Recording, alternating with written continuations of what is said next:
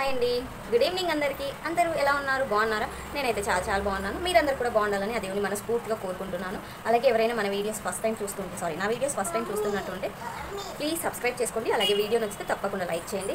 ఇదైతే వెనస్డే రోజు evening routine అనమాట. ఈరోజు అయితే పిల్లలకి ఏ స్నాక్ పెట్టలేదు. మంచి ఎండ కొడుతుంది, ఇంట్లో పెరుగు కూడా ఉంది. పొద్దున రైసే ఉండానమాట. ఇంకా రైస్ కూడా బాగా పొద్దున తినలేదు, సో రైస్ అలాగే ఉందని చెప్పి ఈరోజు అయితే పిల్లలకి నేను అన్నం పెట్టేశాను. వాళ్ళు తింటూ ఉన్నారు, చూపిస్తాను చూడండి. ఒకరికేమో పెరుగన్నం అంట, ఇంకొకరికేమో పప్పే కావాలని వేసుకున్నారు. పొద్దున పప్పు చేశానని. పప్పు చేసిన రోజు మోస్ట్లీ మార్నింగ్ టైం బ్రేక్ఫాస్ట్కి అన్నమే పెట్టేస్తాను. బావ ఇంకా అన్నం చూసి వద్దన్నాడు అనమాట.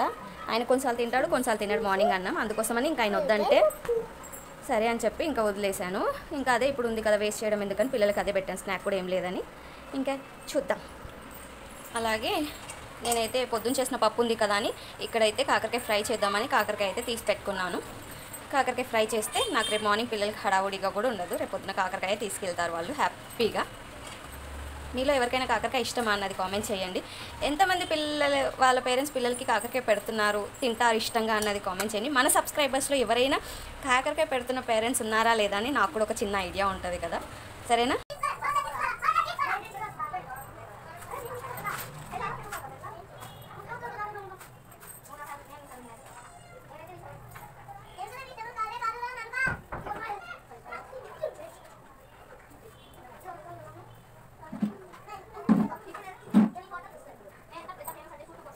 మాకు మధ్యలో టైం అవుతుంది, 6 అవుతుంది అని కంగారు పెడితే బాగోదు కదని ఇల్లు ఊకేసుకొని హోంవర్క్ స్టార్ట్ చేస్తాం.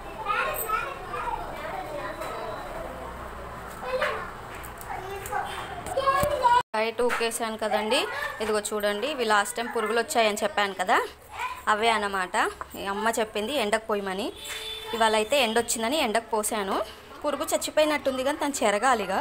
నాకు వీలైనంత చెరిగాను. మరి నానపెడితే పోతాయో ఏం చేయాలో నాకు అర్థం కావట్లేదు. మా అమ్మాయి చూడండి, పురుగులు లేదు. మా అమ్మాయికి అలా గింజలు కనిపిస్తే పిజ్జిలాగా పిట్టల్లాగా ఏదో ఒక దానిలాగా నోట్లో వేసుకుంటూనే ఉంటుంది మా మేడం. మీ పిల్లలు కూడా అంతేనా? తిరుగుతూనే ఉంటుంది మా అమ్మాయి, అస్సలు కాలు నొప్పులే ఉండవు. ఓకే చూడండి. Okay content book for lesson reading Telugu. Today page number from 16 from textbook. Maths. Complete question number 1 2 from textbook page number 55 and 56. దీనికి నాకు పెద్ద పెన్సిల్ ఏనా? We will complete our daily homeworks before 6. After 6 we shall move to do our homeworks. ఇక్కడ ఇదన్నమాట మా time schedule. ఈ మధ్య మా అమ్మాయి తన మూడ్ని బట్టి ఇంత ముందుకైతే స్కూల్ నుంచి రాగానే చేసేది.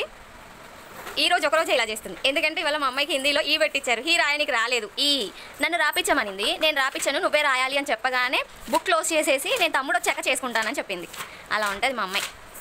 మేమైతే ఇంక ఇప్పుడు కూర్చొని హోంవర్క్స్ చేసుకుంటాం. ఇప్పుడు మా పెద్దోడు చెప్పినట్టు మేము 6 లోపు హోంవర్క్స్ కంప్లీట్ చేస్తాం. కూర్చొని ఒక గంట అయినా మేము చాలా శ్రద్ధగా కూర్చొని హోంవర్క్స్ చేసుకుంటాం.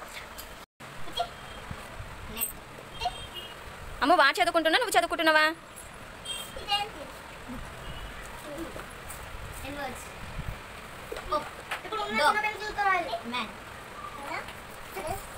అమ్మో ఎన్ సౌండ్స్ సర్కిల్ చెయ్యు. అంత పెద్ద సర్కిల్ ఏంటమ్మా?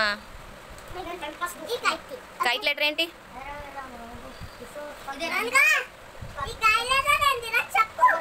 వాడు చెప్తే నువ్వేం చేస్తావు?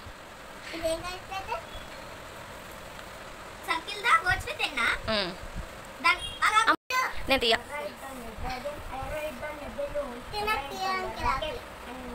అరుస్తావా పెద్దగా? సరే సరే తీ. ఇదేంటిది? కాదు. Very good. లేదా పొడగొట్టేసా వేరే సార్? నువ్వు స్కూల్లో పొడగొట్టుకొచ్చి ఇంట్లో పిల్లల మొహం చూడకమ్ము, కొడతా నేను. నానుగా నీమన్